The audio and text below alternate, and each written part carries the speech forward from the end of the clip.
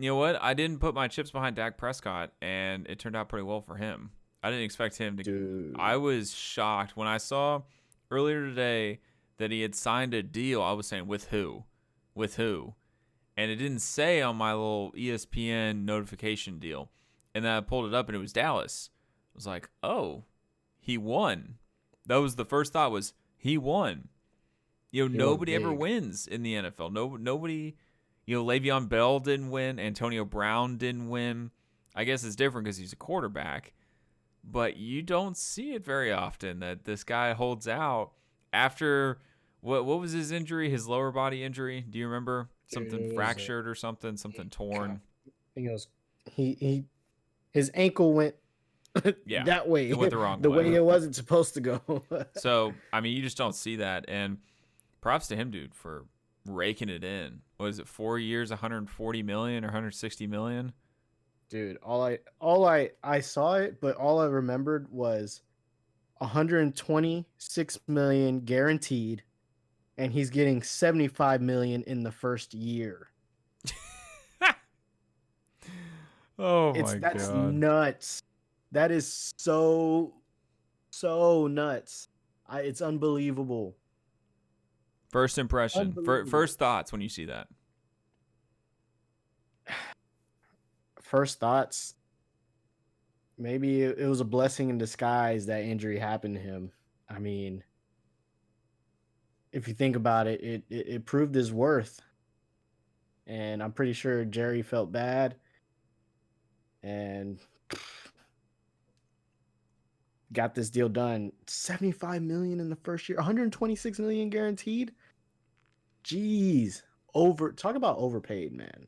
Overpaid. My first Sorry. reaction, exactly. Overpaid, desperate. But I'm happy for him. I'm happy for him that he's getting his big bucks. He's rich. Oh Really yeah, rich now. like I'm happy for him. actually, he's wealthy. That man's He's got very, money. very rich. I mean, broke every But record you could break basically with this contract.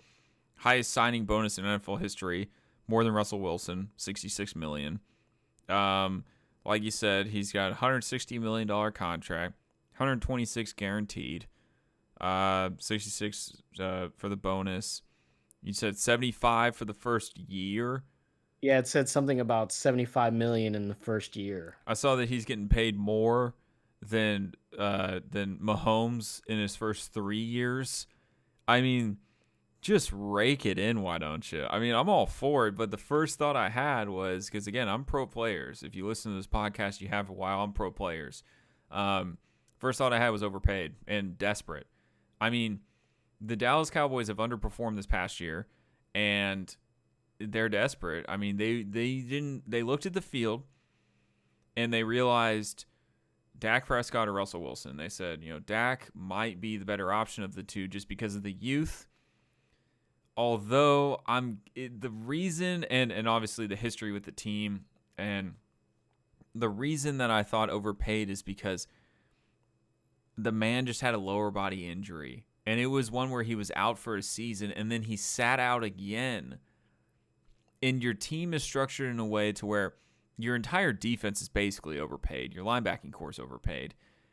I don't understand where the logic comes from to overpay the quarterback and then put yourself in this position where, like, if he comes back and he's not healthy, you can't franchise tag him. But if he comes back and he's not 100% or not what he was, I mean, good God. You have plenty of leverage going to the table, Jerry Jones. Why do you give up the house for this guy when you don't know what you're going to get? It's crazy to me. That money is I'm gonna win you a Super Bowl kind of money. Yeah. And he's not that. I'm sorry, Cowboy fans. I'm really sorry. He's not that guy. He's not gonna win you a Super Bowl. He's gonna need, if he does, he's gonna need everything. He needs help. Everything. He needs a lot of help. That kind of contract. I mean, Patrick Mahomes is gonna win you a Super Bowl. Yep. Deshaun Watson can win you a Super Bowl.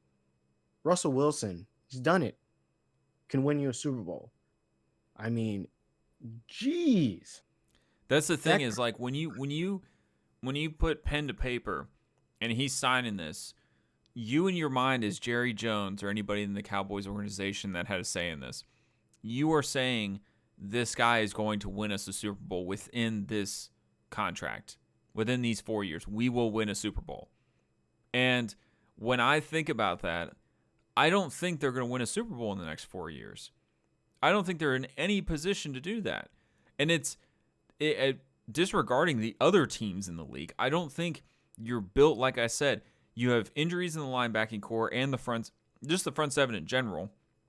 They're injured and they're overpaid. You got young receivers.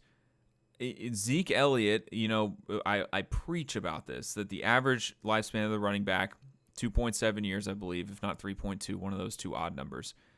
He came overweight from Cabo last year. He wasn't really great. The past 2 years, he hasn't really been what he was his rookie season. It's just like you kind of sit there and you look at it and you're like, what? I don't see.